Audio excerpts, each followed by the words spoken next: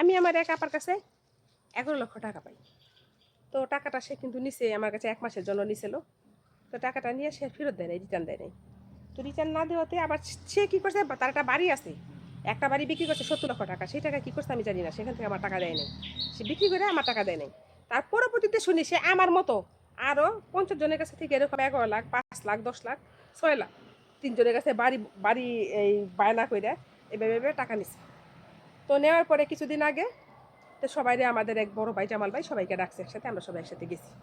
তো একসাথে যাওয়ার পরে তো সাংবাদিক সম্মেলন হয়েছে, সেখানে সাংবাদিক আসছে, সবাই আসছে, এলাকার অনেকে আমাদের বন্ধু বান্ধব আমাদের ক্লাস ফ্রেন্ডরা অনেক আসছে সেখানে। সবাই আসছে, আসার পরে সেখানে আলোচনা হয়েছে যে টাকাটা কী করবে।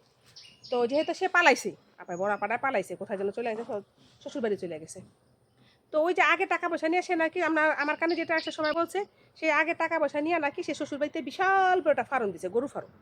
তো তার আশা নাকি যত মানুষের আমাদের কাছে তো একটা টাকা নিছে, আমার কাছে থেকে 11,40,000, আরও মানুষের কাছে, জামাল ভাইয়ের কাছে থেকে 10 লাখ, আমার সাদিক মামার কাছে থেকে আরও অনেক মানুষের কাছে টাকা পয়সা নিছে। যারা চিনেন আমাকে তারা যে কথাগুলো বুঝবেন আমার। তারপরে সেইখানে সাংবাদিক আসছে, সেখানে যে আমি কথা বলছি, হ্যাঁ আমার কাছে 11 লক্ষ টাকা নিছে তার ছেলেকে বিদেশ, 2 ছেলেকে বিদেশ পাঠানোর জন্য টাকা আমার কাছে নিছে। বলছে আর অন্য হান তাই না বিদেশ পাঠাবো, আমার পাঠাই আমার টাকা আমার দিয়ে দিব। তো আজকে 2 বছর যাবো, আমি কোনো সুদের উপরে দিই, আমি টাকাটা এমনি দিয়ে দিচ্ছি তার বড় বান্ধবী হিসাবে, বোন হিসাবে। তো সে কী করছে, সে এখন পলাতক, কোথায় আছে আমি জানি না, পলাতক, তার শ্বশুরবাড়িতে আছে। আমি শুনছি যে তার বরিশাল আছে তার শ্বশুরবাড়িতে। তো এই কথা আমি বলছি। তো বলাতে সেটা নাকি সাংবাদিকরা ফেসবুকে ছাড়ছে। তো সে তো আমার উপরে ভীষণ ক্ষোভ। তো সে আমাকে একজন মুরব্বী ডাকছে, জামাল ভাই মুরব্বী মানুষ, সে আমাকে ডাকছে এবং আমাদের এলাকার বড় ভাই বোন যারা আছে আমাদের ক্লাস ফ্রেন্ড সবাই কিন্তু ওখানে গেছে। তা আমিও গেছি।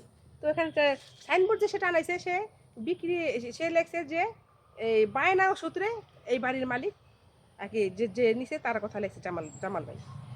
তো সে তো খারাপ কিছু করেনি। তো এটা নিয়ে নাকি সে এখন মামলা করছে। তো থানায় ডাকছে, থানায় সবাই যাই তৈব। ওখানে তো যারা যারা গেছে, কিছু কিছু যারা টাকা পয়সা পায়, তো আমার কাছে এর আগে একটা স্ট্যাম্প, এই নামে একটা স্ট্যাম্প করাইছিলাম যে টাকা যখন দিতে পারো তো স্ট্যাম্প করে, তো দিছি একটা স্ট্যাম্প করে। তো যাবো জানি না ভাইকে কি আছে। কিন্তু দেখেন কিসের বন্ধু কিসের বান্ধবী, কিসের বন্ধু বান্ধবীরা, ঠিক আছে কি করে দেখেন আমার বড় বাস দিছে। শুধু এই বান্ধবী না, 3টা বান্ধবী আমার বড় বাস দিছে, শুধু লিজা ছাড়া। লিজা তো আমার প্রাণপ্রিয় বান্ধবী, আপনারা জানেন, অনেকেই যে আমার সাথে চলে, একসাথে চলি, যাই করি একসাথে করি, দুজন জোড়ার বান্ধবী। ও আমার কোনো ক্ষতি জীবনে করে নাই, কিন্তু আমার ক্ষতিগুলা করছে অন্য অন্য বান্ধবীরা। তো যে বান্ধবীরা ক্ষতিগুলা করছে সেই বান্ধবীদের নাম নিলে তো আমার কোনো আসে যায় না। তো পলি আপা জিনিসটা খারাপ করছে। তো সে আবার কি করছে, থানার মধ্যে যেমন করেন কমপ্লিট দিছে, আমার বাড়ি তালা মারল লোকে, আমার বাড়িতে এটা করলো লোকে। তো জামাল ভাইয়ের সহকার, আমাদের সহকার নাকি থানায় রাখছে যাইতে। তো পলি আপা বলতেছি টাকাগুলো সবার দিয়ে দাও, তুমি টাকাগুলো নিজে হাতে নিছো, তুমি টাকা মাইরা খাও না, তোমার একটা মেয়ে, তোমার 2টা ছেলে, তুমি কথাটা মনে রেখো, টাকাগুলো সবার টাকা তুমি দিয়ে দিও। আমি ফেসবুকে তোমাকে এই কথাটা বলতাম না, কারণ জামাল ভাই আমাকে নিয়ে আমি যে বক্তৃতা দিছি, লেকচার দিছি, সেটা কিন্তু জামাল ভাই ছেড়ে দিছে ফেসবুকে। অতএব আমিও সালাম, আমি জানি তুমি আমার ভিডিওটা দেখবা। আসসালামু আলাইকুম এভরিবডি।